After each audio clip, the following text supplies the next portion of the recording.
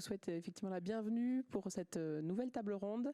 On vient d'assister à une table ronde très intéressante sur la fin des cookies. On va glisser vers un sujet qui est assez connexe, puisqu'on va parler aujourd'hui des GAFA, ou plutôt des GAFAM. Ils sont maintenant au nombre de 5. Et se poser la question avec nos invités qui vont se présenter dans quelques instants, des alternatives que l'on peut avoir aux GAFAM dans plusieurs dimensions, parce que alternative pour des e-commerçants ou des commerçants que sont les invités que nous avons aujourd'hui, alternative aussi peut-être en termes de consommation pour chacun d'entre nous. Les GAFAM, c'est une histoire qui n'est pas si vieille que ça. C'est depuis 20 ans, 5 entreprises qui en quelques années sont parties pour certaines du fond d'un garage et ont construit effectivement des multinationales qui ont une puissance extrême aujourd'hui. En quelques chiffres, Amazon, Apple, Google, Microsoft et Facebook, c'est la 3e puissance économique mondiale, si on regarde les chiffres, derrière les États-Unis et la Chine. Donc ça, c'est assez colossal. C'est un PIB qui est mieux valorisé que celui du Japon, de l'Allemagne et de la France. C'est aussi des croissances qui ont été accélérées par le Covid. Pour ne parler par exemple que d'Amazon, c'est des croissances à plus 30, d'après les quelques chiffres qu'on peut trouver entre 2019 et 2020. Et aussi des niveaux d'investissement en recherche et développement qui sont pas loin d'être 10 fois supérieurs à ceux qu'on peut avoir dans nos propres budgets nationaux. Donc c'est assez énorme. En matière d'e-commerce, évidemment, on pense aux GAFAM à la fois pour les clients qui sont très nombreux aujourd'hui à commander sur Amazon. Il n'y a pas qu'Amazon, mais sur Amazon pour le citer. Et puis, bien sûr, incontournable pour les e-commerçants, on va en parler, parce qu'ils sont à la base, à la source du trafic de nombreux sites e-commerce, trafic qui est aujourd'hui le nerf de la guerre. Faire des clients aujourd'hui, c'est d'abord être en capacité de récolter leur visite sur son interface.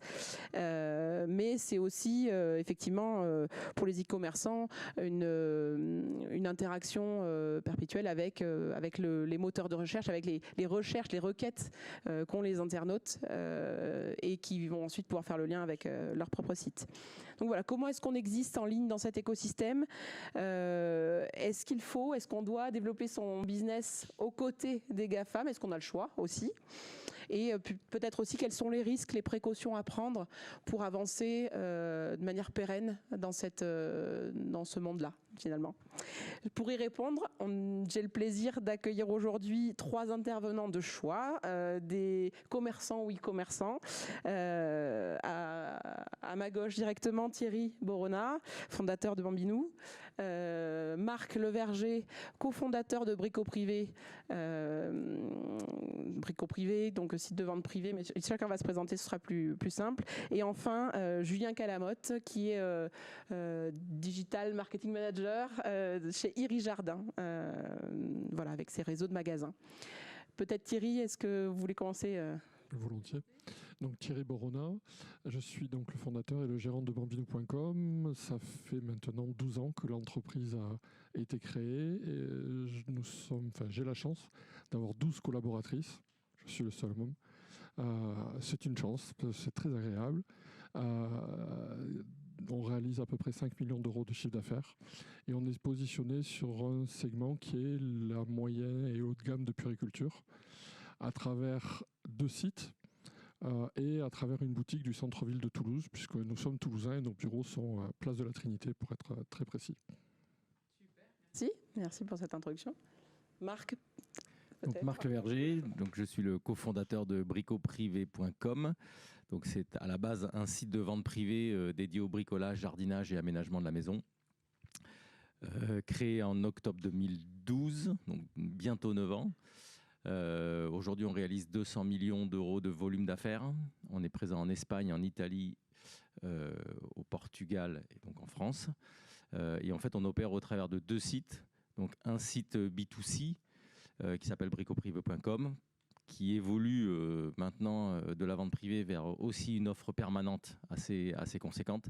Il y a un autre site qui s'appelle racetools.fr qu'on a racheté en 2017 et qui opère sur le marché plutôt des artisans, pour l'instant sur une offre très ciblée d'outillage électroportatif et qu'on s'apprête à élargir.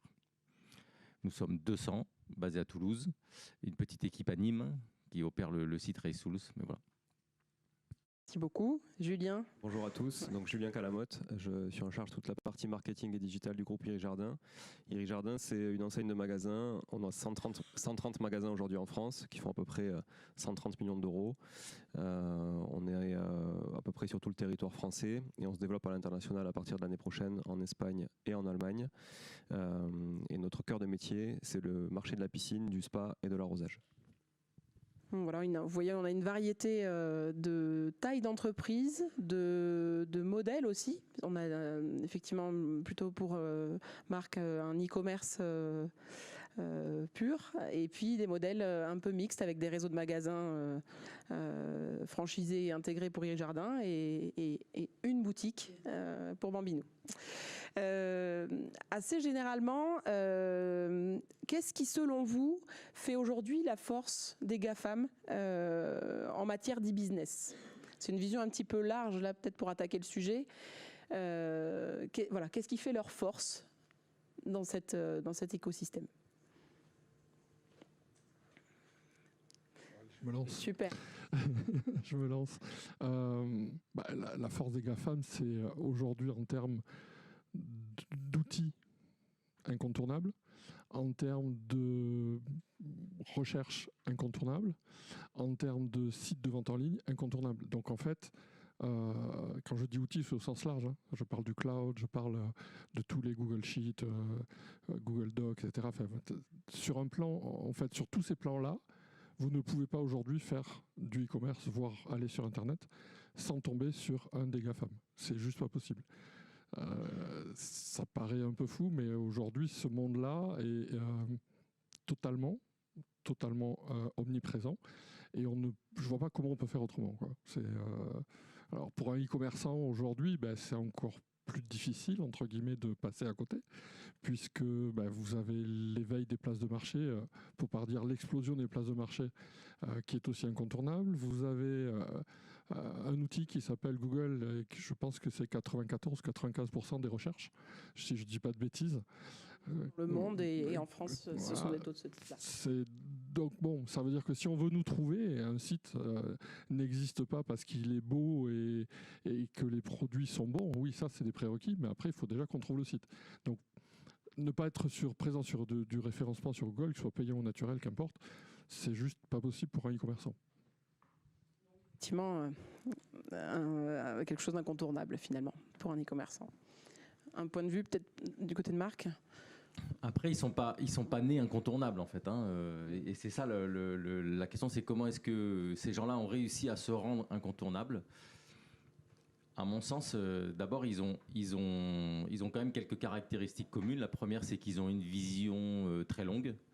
Enfin, on parle souvent d'Amazon, mais Amazon a investi 20 ans dans la relation client sans aucune vision de la rentabilité, on va dire, à court terme, pour se rendre indispensable. Donc ça, c'est un des premiers sujets, je pense, d'ailleurs pour nous, Français, hein, c'est qu'on a en face de nous des gens qui ont été capables de mettre une vision à 20 ou 25 ans et de trouver les financements pour écrire cette vision et finalement, avec cette vision de se dire un jour je serai indispensable et à ce moment-là, finalement, c'est moi qui maîtriserai un peu les règles du jeu. Donc ça, c'est quand même la première caractéristique. La deuxième, c'est que finalement, effectivement, on les trouve partout. Et que ça, c'est une deuxième caractéristique, c'est que ce soit Apple, que ce soit Google, ils se sont inscrits dans notre quotidien. Et à chaque point de contact, ils ont inventé un outil ou une techno qui fait qu'aujourd'hui, ils ont mis quelque part un péage à chaque point de passage du client. Donc, à la base, ils sont quand même très, très focus client, en fait. Hein, et ça, c'est aussi un bon enseignement pour nous. C'est qu'ils ne sont pas arrivés là par hasard, c'est qu'ils ont su analyser ce dont avaient besoin le client et mettre les technos et les dispositifs en place pour finalement devenir incontournables. Je rajouterais qu'ils sont tous américains et que c'est aussi un énorme avantage dans le sens où les Américains pensent de suite global. Et nous, on a tendance quand même souvent à penser national. On va d'abord être les premiers chez nous et puis on essaiera d'aller à l'export après. Finalement, un Américain, quand il veut s'asseoir sur un marché, il s'assoit sur le marché de manière internationale. Et c'est là aussi la force, et ça rejoint un peu ce que disait Marc, c'est-à-dire cette vision à moyen long terme, mais aussi sur finalement une vision beaucoup plus macro qu'on pourrait nous le faire ici au national, quoi. Voilà. Est-ce qu'on doit s'en inspirer alors quand on fait du e-commerce ? En tout cas, sur cette notion de globalité, je pense que oui. Aujourd'hui, en fait, les frontières avec l'e-commerce, elles sont quand même tombées. C'est beaucoup plus facile de vendre à l'export. Alors, en plus, qui plus est déjà, ne serait-ce qu'en Europe, c'est quand même assez simple et facilitant. Donc oui, pour moi, un e-commerçant doit s'inspirer en tout cas de cette vision internationale. Après, sur la vision, je suis prêt à perdre de l'argent pendant des années pour construire finalement, on va dire, mon empire de demain. La réponse peut être oui comme non. Il faut en avoir les moyens, ça c'est certain. Et là aussi, les Américains ont souvent les moyens. Le capital risque n'est pas du tout le même. Donc voilà, j'insiste sur le fait qu'être américain est quand même beaucoup plus facilitant pour devenir on va dire la 6e lettre des GAFAM demain. Voilà. Juste peut-être en complément de ce qui a été dit par rapport à ce point, est-ce qu'on doit s'en inspirer ? Il y a quand même quelque chose qui est, moi que je note chez quelqu'un comme Bezos, il a dit vous passez plus de temps à regarder vos concurrents qu'à penser à vos clients. Et je reviens à ce que disait Marc, je pense que s'il y a un point sur lequel on doit s'inspirer de ces gens-là, c'est qu'ils ont en permanence la recherche de la satisfaction du client. Ils sont capables de se remettre en cause, de chercher, de tester, mais l'objectif numéro 1, c'est mon client a besoin de quoi et je cherche une réponse. Et ça, là-dessus, oui, clairement, on peut s'en inspirer. D'accord. Marc, je ne sais pas si... Non, je suis entièrement d'accord. Je pense que c'est ça le point, le point sur lequel il faut reconnaître leur grande force, c'est celle-là. Celle de savoir mettre une vision au service d'un client et de tout mettre en œuvre. Et pourtant, c'est des entreprises qui gagnent beaucoup d'argent, donc il ne faut pas se tromper. C'est-à-dire que... Mais en fait, ils ne mettent pas la rentabilité. Nous, Européens, on a plutôt tendance à se mettre la contrainte de la rentabilité très tôt, en fait, et on écrit en fait la satisfaction client dans un jeu de contraintes qui est souvent un jeu de contraintes économiques. Or, eux, ils ont inversé la pyramide, en fait. Ils se disent de quoi a besoin mon client, comment je le satisfais, et après ils disent ok, avec ça, comment je vais gagner de l'argent, en fait. Et nous, on a plutôt tendance à faire avec nos contraintes d'abord, en disant dans mes contraintes, comment je peux faire le mieux pour mon client, en fait. Et je pense que ça, c'est un vrai changement de paradigme. Après, effectivement, il y a des contextes qui sont différents. Finalement, comment est-ce qu'on fait avec les armes ou avec l'état d'esprit qu'on peut avoir aujourd'hui quand on investit dans un marché français ? Comment est-ce qu'on fait aujourd'hui pour, quelque part, créer la préférence ou se différencier de ce qu'on peut trouver chez ces GAFAM, en fait ? Comment est-ce que vous, dans vos différents business, vous faites pour faire en sorte que les clients viennent chez vous plutôt que chez un Amazon, par exemple ? Je continue. Je crois que la première des choses, c'est le fondamental de tout commerce, c'est l'offre. Avant tout, l'offre. Nous, le point différenciant, c'est qu'on va travailler sur des marques qui ne sont pas forcément présentes sur les places de marché, par exemple, ou si on les trouve sur les places de marché, on va les trouver avec des segmentations de produits différentes. Chez Bambinou. La sélection des produits chez Bambinou, on a un certain nombre de produits, des marques, donc, qui sont réservées à des professionnels de la puériculture. Ces marques-là vont travailler aussi avec les places de marché, mais encore une fois sur d'autres segments de produits plus bas de gamme. Le haut de gamme étant réservé à des gens comme nous. Ça, c'est un des éléments. Je pense qu'après, derrière, faut pas se leurrer, ils font leur business et nous, on a besoin de faire le nôtre. D'accord ? Donc on peut aussi être présent sur des places de marché. On est présent, nous, Bambinou, sur des places de marché. Par contre, on ne va pas forcément faire le business de la place de marché au détriment de nos marges. Il faut accepter à un moment donné de vendre peut-être plus cher sur les places de marché pour ne pas perdre la marge et leur laisser la plus grosse part du gâteau. Il y a des axes comme ça qu'il faut développer. Qu'est-ce qui va être différent également ? On revient au niveau du service client. Chez nous, le service client, c'est 50% d'appel avant-vente, 50% d'appel après-vente. C'est-à-dire qu'en fait, on a petit à petit, année après année, on s'est construit une image d'experts, une image de personnes qui maîtrisent les produits. Bon, j'ai rien contre les gros faiseurs, style Cdiscount, Amazon ou autre, mais on n'a pas le même niveau de service client qu'on veuille ou pas. Je ne parle pas d'après-vente, je parle d'avant-vente. Essayez d'avoir quelqu'un de chez Amazon pour demander une question sur un produit, je ne suis pas sûr que vous arriviez à avoir une réponse qui tient vraiment la route. C'est là-dessus qu'on s'est positionné.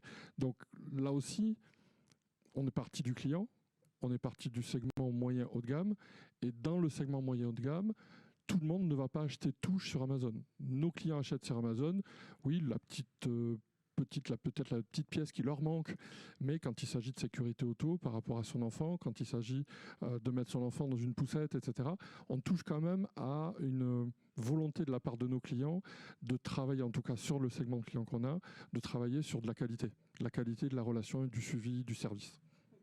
Service, vous devenez aujourd'hui l'expert qui conseille le client et c'est comme ça qu'ils viennent chez eux ou qu'ils reviennent peut-être aussi chez vous. C'est exactement ça. Ça a été notre façon de voir. Et très bien. Marc, peut-être sur le côté différenciant effectivement aujourd'hui. C'est vrai que nous, historiquement, on a un modèle très particulier qui est le modèle de la vente privée, donc qui est par nature et ce qu'on appelle Amazon Free et Google Free. Bon, ça c'est au début. Après, quand on arrive à certains volumes, on les trouve partout. Mais c'est peut-être un petit enseignement, c'est-à-dire qu'en fait, dans le marketing de l'offre, moi je rejoins ce qui a été dit. En fait, Internet aujourd'hui, quand on parle e-commerce, en gros, c'est une offre sur un flux. Donc, d'un côté, il y a l'offre, de l'autre côté, il y a le trafic.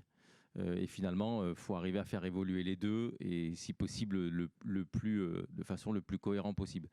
Donc, sur l'offre, c'est sûr que on s'aperçoit qu'il faut faire un choix. En fait, la seule façon de résister... Alors, en fait, on parle des GAFAM. Là, on parle beaucoup d'Amazon, en fait, qui est entre guillemets un concurrent e-commerçant. Maintenant, d'abord, nous, on combat à peu près tous nos concurrents. On n'a pas qu'Amazon en tête. Et ce n'est pas les plus virulents en ce moment, d'ailleurs. Donc, en fait, c'est comment est-ce qu'on se différencie de nos concurrents. Je pense qu'effectivement, l'offre, elle est déterminante. Mais elle doit être regardée en fonction de notre modèle. En fait, c'est pas du tout la même chose d'être distributeur que d'être fabricant, ou que d'être producteur, ou d'être une DNVB, ou d'être. En fait, quand on est distributeur, c'est très compliqué, pour pas dire quasiment impossible, de se différencier. J'entends par différenciation notre capacité à augmenter nos marges, en fait. C'est ça la vraie différenciation. Donc on a la capacité d'être différent, on a la capacité d'attirer des clients qui cherchent autre chose que ce qu'ils peuvent trouver chez Amazon. C'est pas pour autant qu'on vendra les produits plus chers, parce que le marché aujourd'hui, et là c'est notre deuxième concurrent, qui est peut-être le plus virulent pour nous, ça s'appelle Google Shopping, qui lui en fait fixe les prix de marché, en fait. Donc on peut vendre beaucoup. On peut vendre plus parce qu'on est bon en service client, parce qu'on est bon en opération, parce qu'on traite bien nos clients, parce qu'on a une bonne façon de faire du marketing de l'offre, comme ça. Ça sera très difficile de vendre le même produit plus cher. Donc ça, c'est quand même un premier enseignement, c'est qu'aujourd'hui, contrairement à ce qu'on connaissait dans le magasin physique où on avait une zone de chalandise, là, on est en concurrence quasiment avec le monde entier, à minima l'Europe. Et finalement, c'est le marché qui fixe nos prix, en tout cas quand on est distributeur, purement distributeur. Après, là, je pense que la deuxième façon de se différencier, c'est quand même dans le marketing de l'offre. Et là, il y a beaucoup de choses à faire. Et alors, surtout, à l'ère des marketplaces, finalement, si on extrapole un peu ce qui est en train de se passer, on a l'impression que dans 5 ans, tout le monde aura toute l'offre et tout le monde aura toute la même offre, en fait. Puisqu'en fait, on trouvera de tout partout. Donc, en fait, ce qui va être déterminant, c'est plutôt la façon de présenter cette offre, le marketing de l'offre, à la fois... dans l'UX du site, la façon de présenter les produits, est-ce que je veux être très large, très profond, est-ce que je rentre par le produit, est-ce que je rentre par le besoin, est-ce que je rentre... Mais finalement, mon offre... Donc ça, c'est vraiment l'entrée. Et le deuxième point qui va être, à mon sens, très déterminant, c'est la data et le CRM et la capacité, en fait, à exploiter cette data-là pour cibler en permanence entre la perso, l'emailing, enfin, toutes les techniques qui nous permettront, alors qu'on a tous la même offre, d'avoir une approche client, finalement, une relation avec nos clients très personnalisée. Et ça, je pense que c'est effectivement... Et là, je pense qu'il y a quand même pas mal de cartes à jouer, parce que face à des gens qui sont mondiaux, si on cible certains pays, on sera forcément... les spécialistes, historiquement, les spécialistes gagnent des parts de marché sur les généralistes. Et d'ailleurs... Amazon, même tout puissant qu'il est, quand il pèse 50% du e-commerce, d'un e-commerce qui ne pèse que 20 à 25% du commerce global, finalement, il a du mal à dépasser dans les produits physiques, 10-15 points de part de marché. Donc en fait, il y a vraiment une voie, et on le voit quand on regarde un peu les pays, y compris aux États-Unis, une voie de se mettre un peu à côté à partir du moment où on fait des vrais choix en fait, et qu'on va au bout de ces choix, que ce soit en termes d'offres, de marketing de l'offre et de façon de s'adresser à nos clients. Après, à partir du moment où on fait des choix et qu'on a plutôt des stratégies de ciblage et de niche, il faut accepter que notre volume d'affaires, ça ne sera pas celui d'Amazon. Hein. Mais bon, ce n'est pas pour autant qu'on ne peut pas exister. Exister, c'est une chose. Être au niveau d'Amazon, c'est encore autre chose. Et puis, c'est peut-être pas la volonté de chacun non plus. Voilà, exactement. Sur le modèle d'Iri-Jardin, comment est-ce qu'on fait aujourd'hui pour être différenciant et créer la préférence ? Alors, nous, on est dans un secteur d'activité où on a un marché qui est quand même déjà plutôt axé autour du service aussi, puisque quand on a une piscine, on sait quelles contraintes c'est de l'entretenir et aussi toute la pédagogie qu'il faut autour pour qu'on ait une eau claire et limpide. Donc en fait, on a quand même un avantage dans notre secteur d'activité qui est le fait d'avoir un besoin de service. En tout cas, notre client a besoin de service. Donc Thierry le disais tout à l'heure, il y a beaucoup d'avant-vente, et ça, sur un Amazon, ne peut pas le faire, un Google ne peut pas le faire. Enfin, essayez de contacter Google, d'ailleurs, c'est assez compliqué, même quand vous êtes un professionnel, donc, et quand vous voulez avoir une réponse à une question. Mais ça, personne ne peut le faire. Comme le disait Marc, il y a toute une offre marketée, etc. Donc évidemment, l'acquisition, la fidélisation du client. Mais après, qu'est-ce qui se passe aussi ? Un moyen de fidéliser le client, c'est de lui apporter du service. Et ça, quand vous avez un réseau de magasins qui est quand même implanté au niveau national, c'est quand même très, très facilitant pour une marque, finalement, de fidéliser son client. Donc nous, on est plutôt axé sur ce modèle-là, qui est un modèle finalement dit omnicanal. Alors ça veut tout et rien dire, mais c'est quand même, on va acquérir du client par le web. Donc on a quand même besoin, évidemment, finalement d'être visible sur Google, d'être visible sur des réseaux sociaux comme Facebook. Alors dans les GAFA, il y a Apple. Bon, Apple, c'est aussi une partie du trafic parce que finalement, avec tous les iPhones qui sont dans les poches, ça crée du business. Donc on est quand même assez dépendant de ces GAFA. Mais malgré tout, on a derrière un business qui se traduit aussi beaucoup en magasin directement. Et c'est là qu'on peut verrouiller le client, c'est là qu'on peut augmenter nos marges. C'est là, finalement, un, fidélisant beaucoup à moindre coût. Deux, en vendant du service additionnel, et donc forcément le service, ça augmente la marge intrinsèquement de chaque commande. Et puis aussi en élargissant l'offre au sein de nos magasins et en faisant de la vente additionnelle beaucoup plus facilement finalement qu'en ligne, puisque on est toujours plus convaincant en face d'un client que derrière un écran, quoi. Voilà. Donc c'est plutôt la force du modèle. Et effectivement, là, le réseau de magasins Iri-Jardin, aujourd'hui, quelle peut être la force de ce maillage d'un peu plus de 120 magasins sur l'activité e-commerce et vice-versa, en fait? Comment est-ce que les deux se répondent? Le maillage, en fait, il découle de cette omnicanalité qui est souhaitée, c'est-à-dire qu'un client e-commerce va être traité de la même manière en magasin qu'un client en magasin. Et ça, il faut que la qualité de service elle soit linéaire. On ne peut pas aujourd'hui dissocier un client e-commerce d'un client retail, parce que la personne ne comprend pas, parce que tout se mélange finalement. Hein. Quand vous voyez la facilité avec laquelle on peut renvoyer un produit sur Amazon, c'est quand même... là, on est vraiment dans le service, pour le coup, d'après-vente. Et si demain, on ne permet pas, par exemple, à un client de ramener son client, de se ramener son produit en magasin alors qu'il l'a acheté en ligne, là l'expérience elle commence quand même à être dégradée. Et au final, nous ce qu'on souhaite, c'est vous avez compris, hein, voilà, cette expérience pour pouvoir justement qu'il n'y ait pas de défaut, en fait, qu'il n'y ait pas de faille dans le processus d'achat. Voilà. Donc ça, c'est la force d'un magasin physique. Aujourd'hui, un client, quand il doit ramener un colis chez un Amazon ou prenons un e-commerçant moins, on va dire, moins hégémonique, mais c'est compliqué. Enfin, vous devez avoir une imprimante. Alors maintenant, on peut flasher avec des QR codes, mais c'est pas tout le monde qui le fait. Vous devez avoir une imprimante, vous devez faire votre colis, vous devez avoir un carton pour faire le colis si vous l'allez jeter. En fait, vous devenez logisticien, et c'est pas donné à tout le monde de renvoyer une poussette. Parce que c'est quand même un autre gabarit que renvoyer un bouquin ou un petit colis. Et donc, quand vous avez un réseau de magasins bien implanté, c'est aussi facilitant d'amener sa poussette, de la pousser à travers la porte du magasin, et merci pour le service, quoi. Voilà. Dans les services différenciants, je crois qu'il y a aussi tout ce qui est autour de l'analyse de l'eau. Ça, un Amazon aujourd'hui, ça va être un peu compliqué d'aller envoyer son échantillon. Très clairement, mais ça c'est le parallèle avec ce que je disais tout à l'heure, c'est sur le marché. Évidemment, quand vous voulez faire tester l'eau de votre piscine, il faut le faire dans la demi-heure. Ça va être compliqué de l'envoyer à Amazon, même s'ils ont des hubs un petit peu partout, et d'avoir un technicien qui va pouvoir vous l'analyser, quoi. Voilà. Et donc vous vendre les produits dont vous avez besoin. Effectivement, c'est une vraie force. Marc, tu voulais rebondir? Ce que je rebondis, parce que c'est vrai que quand on regarde depuis les 18 derniers mois, c'est clairement le modèle omnicanal qui a gagné des parts de marché par rapport aux pure players.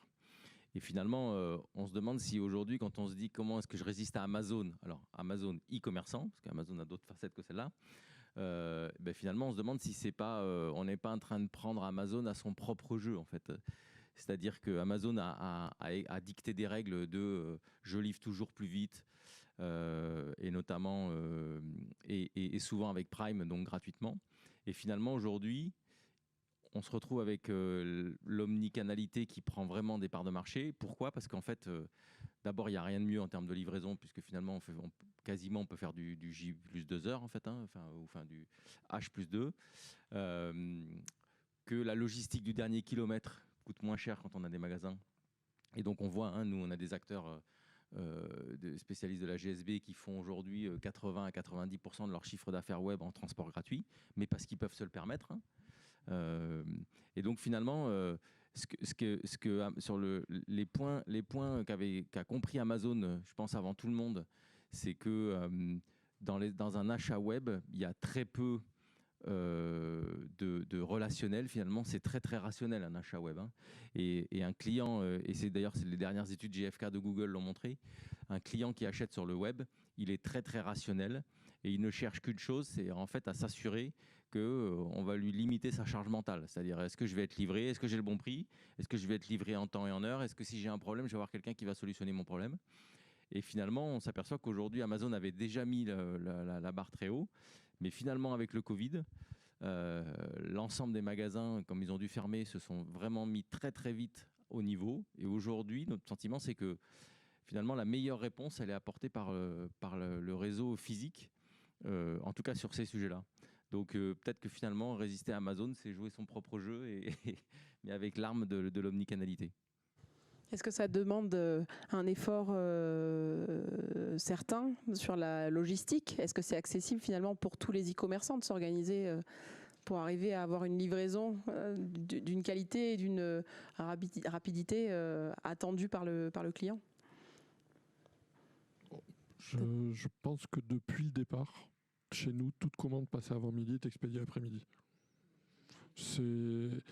Sincèrement, je pense que ça, c'est tout à fait jouable. Après, c'est peut-être plus difficile aujourd'hui pour un e-commerçant d'aller ouvrir un réseau de magasins que pour un réseau de magasins d'ouvrir un site e-commerce. Alors, je ne dis pas que c'est facile de faire du business sur l'e-commerce, je dis que c'est juste au niveau logistique et fonctionnellement parlant, c'est quand même plus simple dans ce sens. Voilà, quand on est bien implanté, attention, quand on a 3 à 4 magasins, peut-être que finalement l'effort est le même, mais aujourd'hui, aller ouvrir des points physiques, c'est quand même structurellement beaucoup plus complexe. Voilà. En dehors des flux, je parle en dehors des flux. Voilà. Oui, effectivement.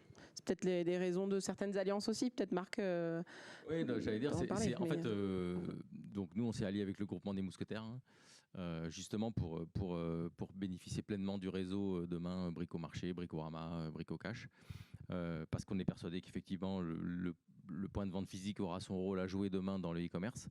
Après, on voit que les marketplaces, finalement, énormément de vendeurs marketplace sont pas forcément des pure players, mais plutôt des petits magasins. Donc finalement, c'est une forme aussi d'ubérisation de cette logistique-là. Et puis on voit aussi apparaître des Glovo en Espagne, des gens comme ça qui sont capables de faire de la livraison en 1 heure quasiment en mettant de la techno.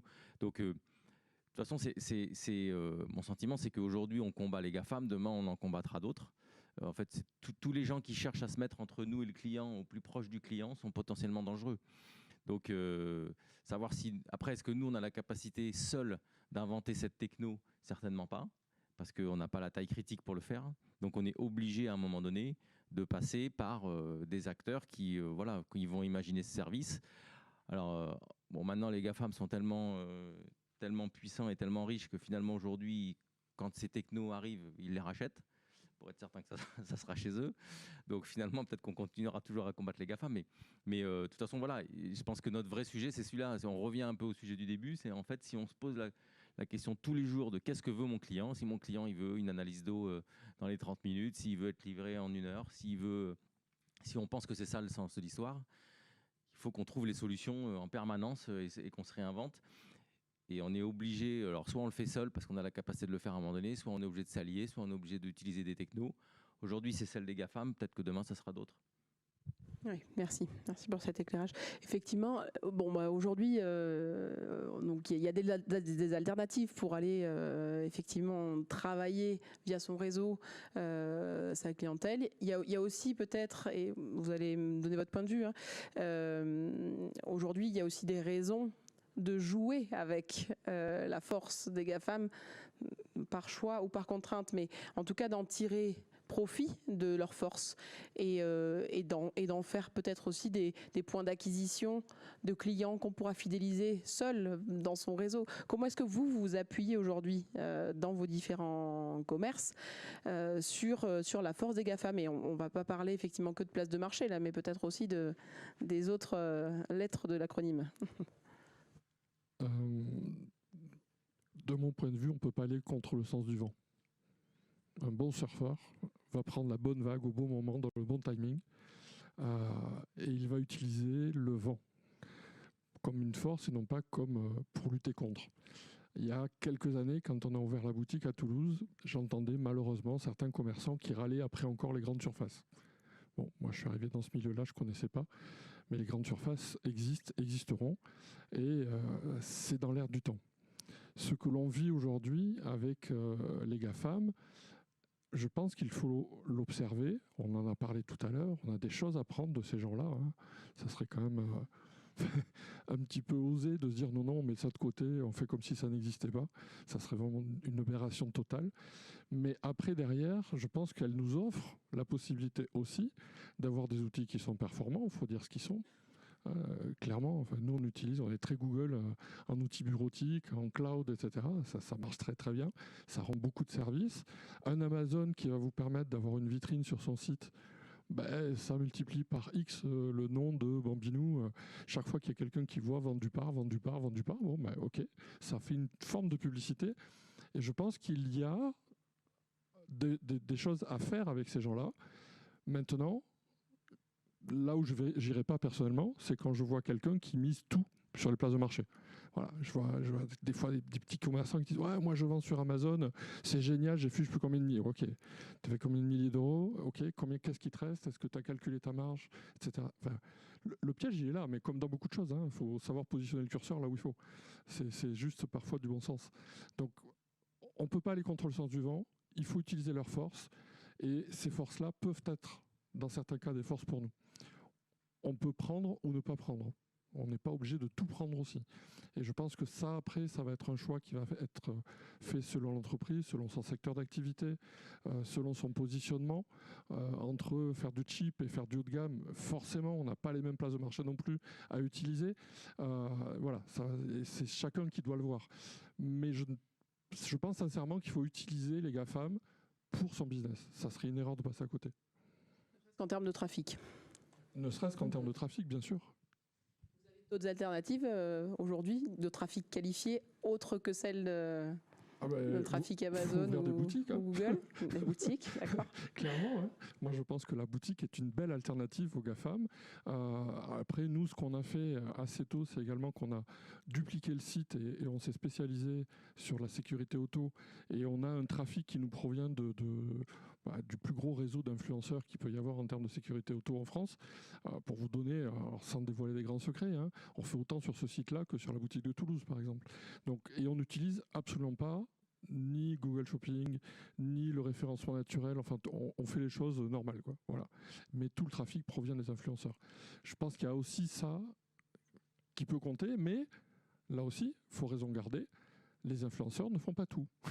Voilà, c'est toujours pareil. On positionne le curseur selon les cas à différents endroits. Partenaire autre.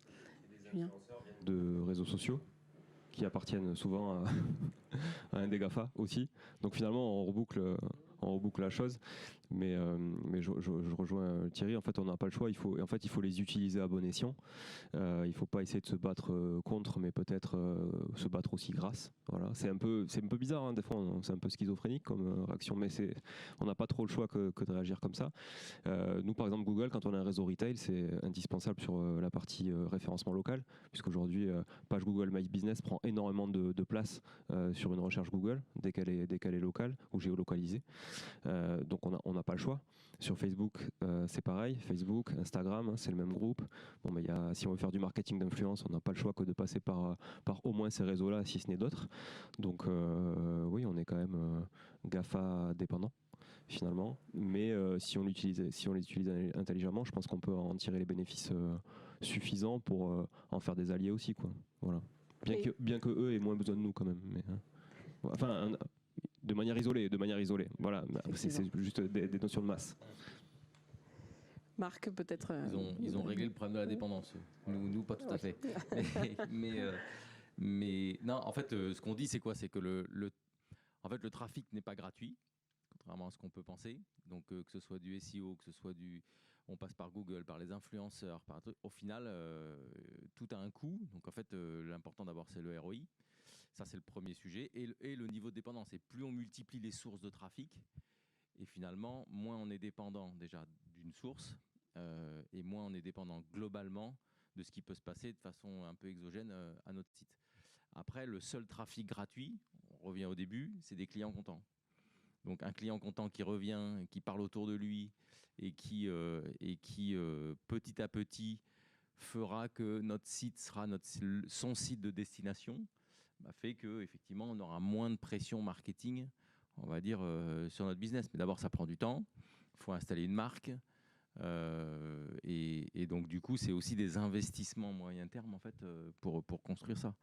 Mais de toute façon, effectivement, je suis d'accord. Je pense qu'il ne faut pas... Et c'est très schizophrénique, en fait. Nos premiers concurrents sont aussi nos premiers alliés. Donc, il faut juste en avoir conscience. Effectivement, monitorer un peu pour ne pas se rendre dans un niveau de dépendance. Après... on n'a pas parlé de la télé, mais la télé est une bonne façon de faire du trafic, hein, si on veut. Mais bon, c'est pas moins cher, c'est pas facile à monitorer. Et puis voilà. Et puis quand on est un peu, quand on maîtrise pas trop les trucs, en plus de ça, on paye Google derrière parce que le client, une fois qu'il a regardé la télé, il va dans Google et il tape le nom.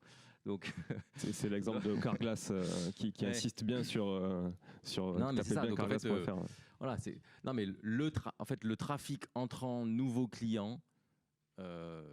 Voilà, je pense qu'il est payant, et payer les GAFAM ou payer d'autres, c'est pareil, on paye en fait. La question, c'est une fois qu'il est venu chez nous et qu'il est content, comment on fait par contre pour qu'il revienne directement et pas au travers d'autres outils qui seraient plus chers. Et vous positionnez aujourd'hui, Thierry disait que vous le faisiez, hein, mais vous positionnez aussi sur des offres marketplace, alors qu'elles soient d'ailleurs marketplace d'Amazon ou marketplace plus spécialisées sur d'autres secteurs. Est-ce qu'aujourd'hui c'est une option? Est-ce que c'est un risque que vous êtes prêt à prendre ou pas? Nous, personnellement, si j'ai bien compris la question, oui, on est sur Amazon et oui, on vend des produits via Amazon. Maintenant, on les vend, comme je disais tout à l'heure, on les vend plus cher, quoi. Précaution. Bien sûr. Enfin, moi, mon objectif, c'est de faire mon business, c'est pas de faire le business Amazon. C'est clairement, je vois pas d'intérêt à vendre le même produit au même prix. En tout cas, à notre niveau, sur notre positionnement. Est-ce que c'est aussi pour vous quelque part un moyen de donner de la visibilité à votre marque sur ces places de marché? C'est un petit peu ce que j'évoquais tout à l'heure sur le fait d'utiliser. Pendant très très longtemps, enfin moi j'ai connu à l'époque où Amazon pétait les comptes à partir du moment où vous aviez des prix différents entre votre site et le site d'Amazon. Bon. Heureusement, il y a un législateur qui a fait son boulot sur le sujet et ils se sont vite retrouvés dans un corner. Ils ont très très vite arrêté de ça. Bon, je parle de il y a 10, 11 ans en arrière, peut-être 12, en tout cas dans ces eaux-là. Donc aujourd'hui, on est libre sur ce sujet-là. Heureusement, les prix sont libres en France, donc on peut utiliser cette carte-là. Il y a aussi des produits qu'on n'envoie pas parce qu'il n'y a pas de renta. Attention un petit produit, un produit qui est pas cher, si on n'est pas fabricant et qu'on tourne en marge commerciale entre 30 et 40%, je suis pas du tout persuadé qu'on trouve de la rentabilité en l'envoyant sur des places de marché, quoi. Donc, encore une fois, on utilise. À nous de faire le bon boulot. Hein. On est responsable d'entreprise ou marketing et on fait le bon boulot en prenant tel canal plutôt que tel canal. De la même manière, je pourrais vous dire, on a testé d'aller, nous, Bambinou, donc Puériculture, sur le site de la FNAC, en marketplace. Ça a été un flop total. Bon, on aurait pu le prévoir avant, on a voulu vérifier. Je confirme, on a arrêté d'y aller. C'est pas la peine d'aller sur des places de marché qui vous correspondent pas non plus. Là, on a été démarché par Mano Mano. Bon, la purée. C'est clair, je vais pas y aller. Enfin voilà, pour le petit clin d'œil. Les places de marché pour vous. Ça veut dire quoi? Ça veut dire qu'en fait, les places de... Moi, je suis assez d'accord. En fait, la place de marché, c'est pas... Enfin, c'est jamais tout blanc ou tout noir, en fait. Hein. Et d'abord, il faut comprendre pourquoi on y va, en fait. Et on peut y aller pour plein de bonnes ou de mauvaises raisons.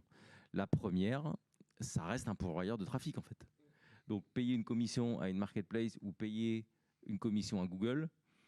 Bon, finalement, je sais pas ce qui est le mieux. Alors la place de marché, effectivement, on peut se poser la question de savoir si réellement notre fonds de commerce nous appartient ou pas, et quel est l'impact de la marque à l'intérieur de la place de marché, ou est-ce qu'on ne sert pas de faire valoir pour finalement agrémenter ce jeu de la concurrence permanente. Mais effectivement, si on est capable de cibler les offres, cibler les produits, et que ça devient un vrai pourvoyeur de trafic, pourquoi pas en fait. Julien, pour rebondir sur ce que disait Marc tout à l'heure sur la data, problématique aussi première, c'est que du coup on n'est pas maître de cette donnée client. Alors on peut essayer de la récupérer indirectement, mais c'est toujours compliqué de la récupérer sans l'avoir initialement. Donc il y a quand même ça. Donc investir 15 points de son chiffre pour acquérir du client via Google et avoir la data, ou investir finalement 15 points en commission marketplace et ne pas avoir la data. Là le choix finalement il est vite fait vu la valeur de la data aujourd'hui. Donc voilà, ça c'est la première chose. Après, pour rebondir aussi encore une fois sur ce que disait Thierry et Marc, c'est que nous, par exemple, on a fait le choix d'utiliser les places de marché uniquement pour déstocker en fin de saison, parce qu'on a un secteur très saisonnier, s'il y avait besoin de déstocker. Mais en aucun cas, on avait une offre vraiment régulière tout au long de la saison là-dessus. Déjà, dans un premier temps, parce qu'on est un réseau de franchise et que on a quand même des cascades de marge qui sont un peu différentes d'un pure player qui va prendre 100% de la marge en direct, donc c'est quand même compliqué. Et puis parce qu'on se doit d'être un petit peu politique par rapport à notre réseau de magasins aussi, c'est toute une contrainte différente d'un réseau retail par rapport à un pure player. Voilà. Ok, merci. Effectivement, il y a la question là, dans tout ça il y a la question de la maîtrise du prix aussi qui se pose. Aujourd'hui, quand qu'on choisit d'exposer son offre sur Google Shopping, ça reste un choix. Hein.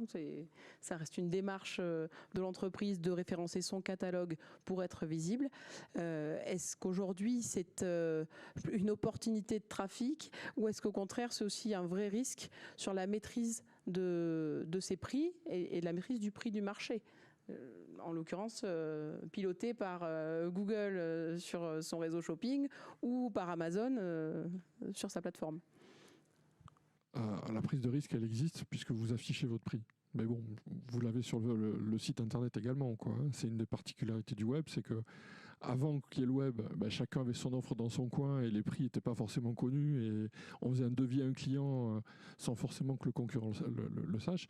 Aujourd'hui, les prix sont connus et on sait clairement que c'est l'élément numéro 1 décisif pour que quelqu'un achète un produit. Il y a le prix et le stock. Je pense que vous n'allez pas me contrarier et le délai de livraison. Donc on sait très bien que c'est un élément.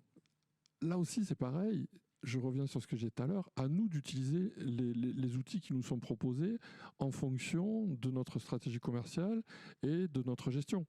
Bon, je ne vais pas donner les chiffres, mais nous, il y a un seuil en dessous duquel, clairement, on ne publie plus les produits sur Google Shopping. Parce que notre marge fait qu'on ne veut pas y aller. Et il y a un seuil au-delà duquel on va publier le produit sur Google Shopping. Donc, selon le prix de vente, selon la marge commerciale, on va ou pas utiliser l'outil en question. L'importance du pilotage, clairement. Effectivement, fin du catalogue. Après, et c'est là où il faut, on disait tout à l'heure la dépendance. Je pense que la clé, c'est de ne pas être dépendant d'un des outils. C'est-à-dire que si votre SEO tient la voile et que vous avez à un moment donné un Google Shopping qui commence à faillir parce que vous avez quelqu'un qui se levait dans un coin et qui commence à vous faire du moins 15, moins 20. Si votre SEO tient la voile, ça veut dire que vous pouvez tout à fait vous aligner au même prix, sortir de Google Shopping, vous allez vendre, hein. Okay. Donc vous avez le prix qui correspond au concurrent, vous n'êtes plus sur Google Shopping, mais c'est votre SEO qui fait que vous montez et que vous continuez à faire votre chiffre d'affaires. Mais vous arrêtez d'alimenter Google Shopping. Voilà. Et nous, on joue beaucoup sur ce genre de choses. Et encore une fois, la dépendance pour moi, qu'il faut absolument éviter, c'est quand on est dépendance d'un des outils.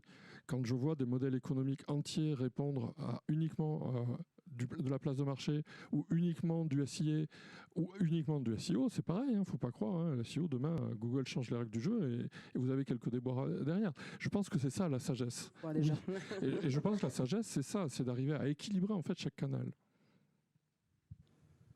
Merci.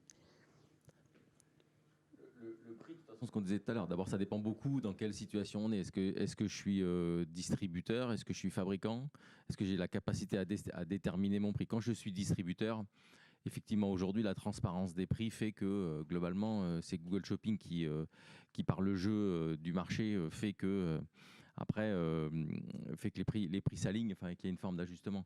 Dans les marketplaces, c'est ce qu'ils essayent de reproduire avec la concurrence à l'EN et donc à la buy box. Mais globalement, effectivement, le prix, on le connaît vite, en fait. On sait, et effectivement, comme on est face à un acheteur qui est très rationnel, en fait, soit on est au prix, soit on ne vend pas, en fait, pour faire simple. Après, effectivement, il y a tout un pilotage intelligent à avoir, de savoir si, quand je suis au prix, est-ce que j'ai besoin de rémunérer 4 ou 5 intermédiaires, ou est-ce que finalement, je suis capable d'être seul parce que mon site tient la route. Ça, c'est une première question, et je pense qu'effectivement, ça vaut le coup d'investir un peu de temps et un peu d'argent pour éviter d'avoir à payer quand on est au bon prix. Après, il faut savoir aussi qui sont nos vrais concurrents. On voit énormément, et ça c'est un peu le jeu de shopping, mais on voit beaucoup d'intervenants arriver sur des prix qui peuvent être cassés comme ça, mais sur lesquels on sait qu'il n'y a pas de stock, qu'il n'y a pas forcément des délais de livraison qui tiennent la route. Donc il ne faut pas plonger non plus. Il faut pas parce qu'il y a une statistique qui est toujours intéressante, hein, c'est que 70% des entreprises pensent que la guerre des prix est du fait de leurs concurrents. Donc en fait, c'est juste pas possible. Hein. Donc on a toujours l'impression que c'est l'autre qui a baissé les prix en premier et qu'on est obligé de réagir. Bon, il faut essayer de garder un peu la tête froide vis-à-vis de ça. C'est vrai que la marge de manœuvre sur le prix sur le web, elle est très faible. Quand on est distributeur, quand on est fabricant, on crée sa propre valeur. On a une capacité à le faire. Et je pense que d'ailleurs, c'est pour ça que l'omnicanal aussi prend aussi, c'est que quand on a un réseau de magasins et qu'on peut mettre une couche de service autour du produit pur, c'est aussi un peu plus facile, en tout cas pour défendre ce prix.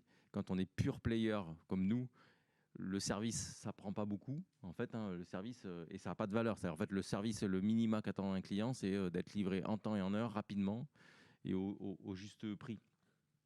Mais bon, voilà, c'est un jeu auquel on joue, on connaît les règles, et il faut s'organiser derrière. Julien, par rapport à ce que dit Marc, effectivement, est-ce que ça veut parfois dire aussi qu'il faut avoir des stratégies de prix différentes entre ce qu'on peut faire en magasin et ce qu'on peut apporter sur le web avec peut-être un service différent pour le client? Alors, nous concernant, on a une difficulté avec ça puisqu'on fige nos prix pour toute l'année avec un catalogue qui sort en début d'année. Donc on est quand même assez contraint sur tous les mouvements de prix et la veille concurrentielle au quotidien.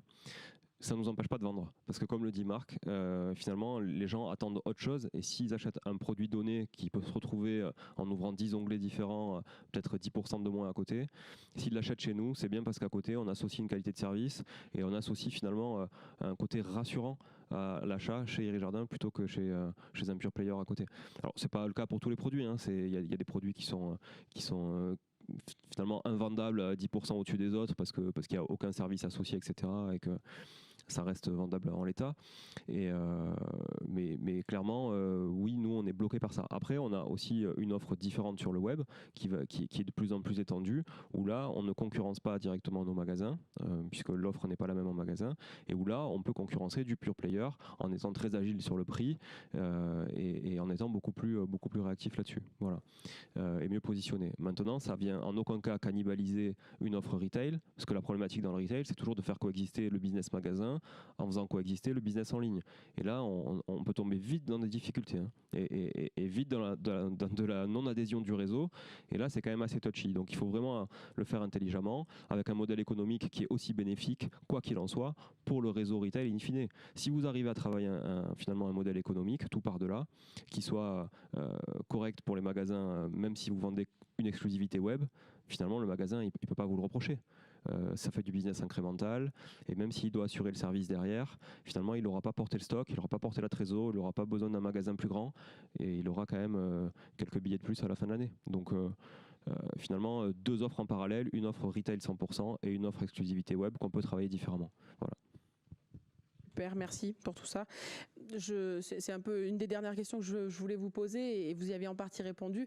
Comment, dans vos business respectifs, vous assurez finalement un développement durable et rentable en jouant avec finalement ce que peuvent vous apporter les GAFAM aujourd'hui et puis en évitant aussi les quelques risques inhérents en fait à leur cohabitation, notamment sur la question du prix. Comment est-ce qu'on fait durablement pour exister et puis pour se développer? Quel objectif on se donne Je vais enfoncer des portes ouvertes, mais déjà, il ne faut pas confondre chiffre d'affaires et résultat. Et que ça embrouille d'exploitation. La première des règles, c'est que, je le dis souvent, c'est très facile de vendre sur Internet. C'est très simple. Il n'y a aucun problème.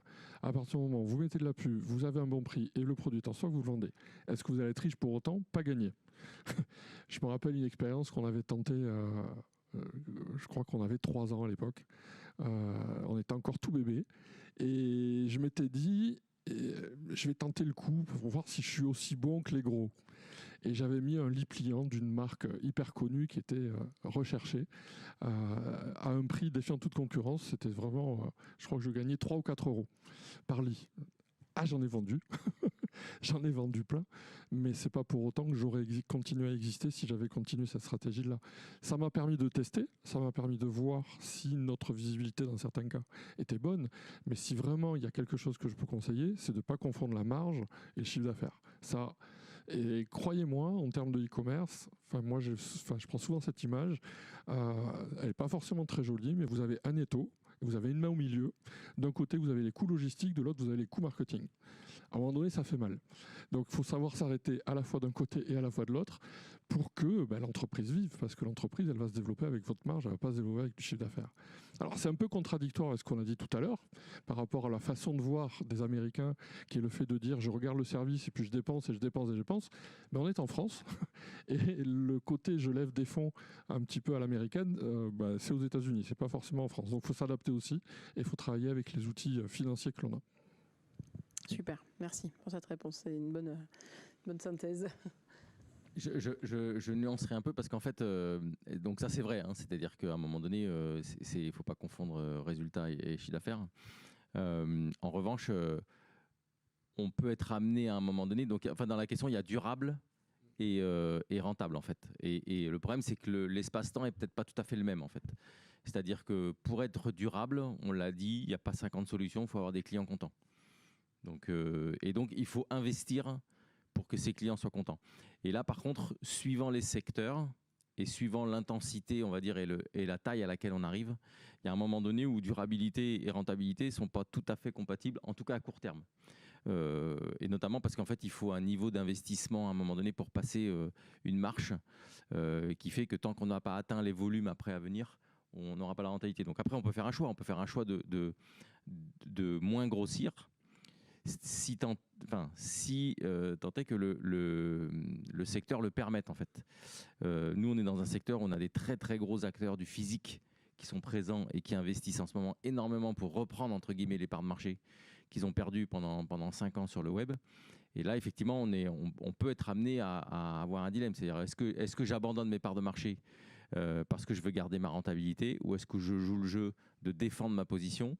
Et là, je suis obligé d'investir avec une vision à 3, 4, 5 ans, en me disant, dans 4 ans, 5 ans, je n'aurai pas de problème de rentabilité, mais momentanément, j'écrase ma rentabilité parce que mon niveau d'investissement. Donc en fait, je pense que surtout, ce qu'il faut regarder, c'est la différence entre le résultat d'exploitation tel qu'il est et après le niveau d'investissement qu'il faut mettre derrière. Et malheureusement, aujourd'hui, alors je ne sais pas malheureusement ou heureusement, ça dépend de quel côté on est, si on lève des fonds ou si on est les concurrents de ceux qui lèvent des fonds. Mais aujourd'hui, on est en train d'arriver très très vite quand même dans une société américaine. Le mois dernier, la French Tech a levé 1,5 milliard. Donc on n'est plus tout à fait avec des levées de 400, 500 millions par société. Donc il y a beaucoup d'argent et on est en train d'arriver. Et en fait, on s'aperçoit qu'il y a 10 ans, la barrière technologique, on estimait que c'était un peu la tech. Aujourd'hui, c'est clairement l'argent en fait. La seule barrière à l'entrée et que les fonds ont bien compris qu'ils pouvaient ériger, c'est l'argent en fait. Effectivement. Julien, je conclurai par 2 choses. Je pense que pour se développer et rendre un business durable, c'est l'innovation, et pour ça il faut du cash. Voilà. Il faut sans cesse finalement innover et se renouveler. Alors c'est renouveler son modèle, renouveler ses services, innover dans les services, mais aussi dans les produits. Alors quand on est distributeur, innover dans les produits c'est plus compliqué. Ou alors il faut construire une marque distributeur finalement et arriver à apporter une valeur ajoutée et finalement être aussi moins dépendant de ses fournisseurs, parce que finalement quand on est distributeur, comme le disait Marc, on est dépendant aussi de ses fournisseurs, pas que finalement des GAFA. Hein. Et ensuite. Donc innovation, et la partie c'est stratégie de marque. Voilà. Implanter une marque, finalement associer tout de suite un besoin à une marque. Marc le disait tout à l'heure à juste titre, et je voulais le dire, il l'a dit avant moi tout à l'heure, mais c'était la partie pub télé. On voit de plus en plus d'e-commerçants qui font de la pub télé, c'est pas pour rien. C'est toujours dans cette stratégie aussi de construire une marque et de faire en sorte que voilà, on soit ancré dans la tête des gens dès qu'on a une envie, un besoin à assouvir, en tout cas que ce soit sur le web ou en magasin. Voilà. Levier d'acquisition, c'est aussi un très bon levier de réactivation. Quand on n'a pas forcément la capacité de pouvoir communiquer sur le très long terme avec ses clients, c'est aussi un bon moyen de les faire revenir à la télévision. Tout à fait. Et clairement, ça devient aussi un peu plus abordable avec une offre télé qui est quand même en train de s'élargir. Le replay, la TNT, finalement sur tout support, c'est quand même beaucoup plus accessible qu'à l'époque, toute proportion gardée. Donc je crois que c'est un levier aussi intéressant même pour un pure player aujourd'hui. Tout à fait. Merci. Je voulais vous demander s'il y avait quelques questions. Alors peut-être dans la salle, peut-être pour commencer ? Oui. Allez, dans la salle, est-ce que vous avez des questions sur ce sujet et sur les interventions que vous avez entendues ? Je vais me lancer. Moi, j'avais une question, c'était plus sur la partie acquisition des clients et donc rétention des clients. Je vois qu'il y a un petit peu des schémas différents par rapport à l'acquisition et la rétention des clients en fonction de si on est un pure player, en fonction de si on a des magasins et ainsi de suite. Finalement, je n'ai pas réussi réellement à suivre comment on arrive à se dédouaner un petit peu des GAFA dans cette partie acquisition. Et notamment, je pense que le groupe privé a démarré avec effectivement du marketing de réseau, peut-être qu'on pourrait appeler ça, et puis finalement atteint une difficulté après pour aller à l'étape d'après, donc est obligé d'acquérir des clients et ainsi de suite. Donc je vais arriver à comprendre un petit peu comment on arrive réellement à se dédouaner un petit peu de tout ça. Comment est-ce qu'on fait pour jouer le jeu de l'acquisition au mieux et en étant le moins dépendant possible ?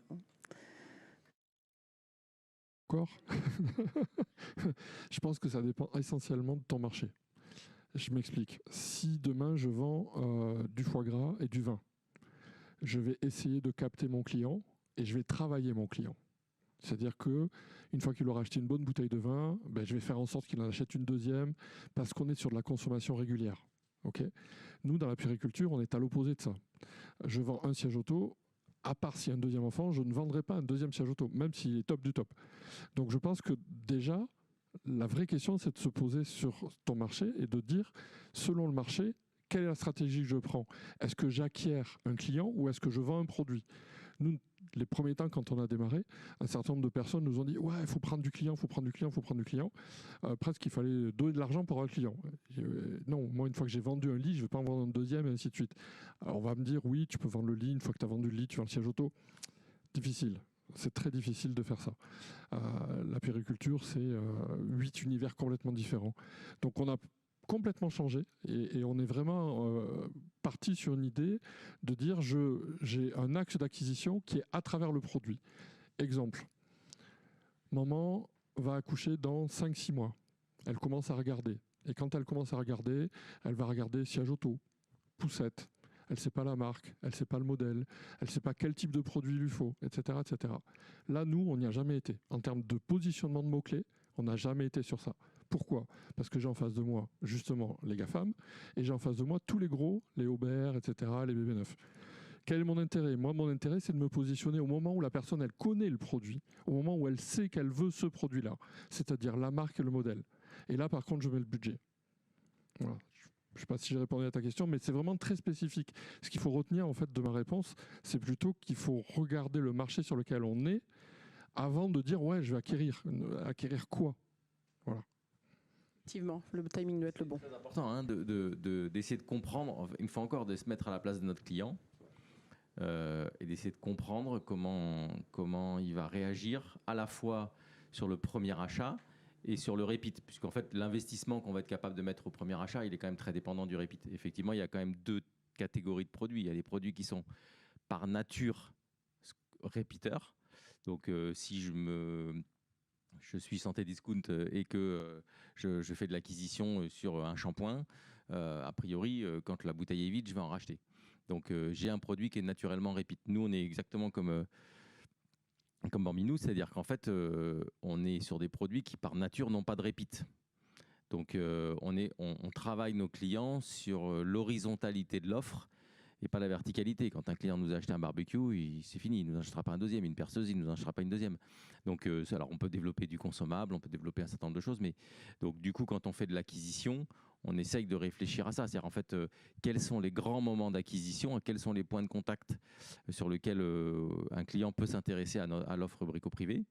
Et après, on essaie de regarder effectivement comment ce client-là va se comporter dans la durée, pour savoir si on est capable quel budget on est capable de mettre. Et effectivement, il y a une vraie question, c'est est-ce que mon client est intentionniste ou pas? C'est-à-dire à quel niveau de la recherche ou de l'exploration, puisque c'est le grand sujet de Google en ce moment sur les retail, c'est en fait, il découpe les phases du client. Et effectivement, est-ce que j'ai envie de me positionner sur une offre d'exploration? Ce qui peut être mon cas sur Brico Privé, parce qu'en fait, j'ai un modèle à la base où c'est plutôt l'offre qui crée la demande. Donc, je suis à la base plutôt là pour suggérer et parce que j'ai des deals, en fait, si le client il commence à regarder mon offre, je vais peut-être arriver à le déclencher, ou au contraire, je suis sur un client qui est plutôt un client à projet, très intentionniste, qui cherche un produit spécifique. Et à ce moment-là, il ne faut pas que j'arrive trop tôt, parce qu'en fait, je ne vais pas trouver de ROI, ça va être trop cher, ou je vais avoir un taux de transfo qui va être très faible. Donc, il n'y a pas de vérité, en fait. La vérité, c'est de se creuser la tête tous les jours, de se dire comment mes clients, comment ils font, comment ils se réalisent. Donc, la data devient clé, hein. Ce qui n'est pas simple en ce moment avec les cookies, mais c'était le sujet d'avant. Mais voilà, je pense qu'il faut vraiment réfléchir, tester, faire des petites cohortes et après, effectivement, bien analyser ces cohortes aussi. Alors, c'est vrai qu'au début, nous, on était sur un modèle de vente privée, donc de club, avec de la recommandation, du parrainage, effectivement, plutôt tourné sur un marketing de réseau. À partir du moment où on a une offre permanente, on change aussi pas mal de choses. Je ne sais pas si on va pouvoir prendre d'autres questions. Je crois qu'on arrive à la fin du temps. Je pense que les invités peut-être pourront vous répondre si vous avez d'autres questions dans la salle. Je vous remercie. Je pense que les clés, il y en a plusieurs. Exister face aux GAFAM ou avec les GAFAM et profiter finalement des atouts de leur modèle et peut-être un peu de leur vision de départ. C'est possible. Se développer peut-être avec des objectifs de rentabilité à court terme ou selon les modèles, de voir effectivement, voir un petit peu plus loin, peut-être être accompagné pour faire des investissements importants. Voilà, chacun sa vision, mais les armes sont là. Et je crois que la réponse, c'est effectivement le client, sa satisfaction et sa capacité à le faire revenir sur le long terme. C'est le vrai capital de chacune de vos entreprises. Merci beaucoup. Merci à tous.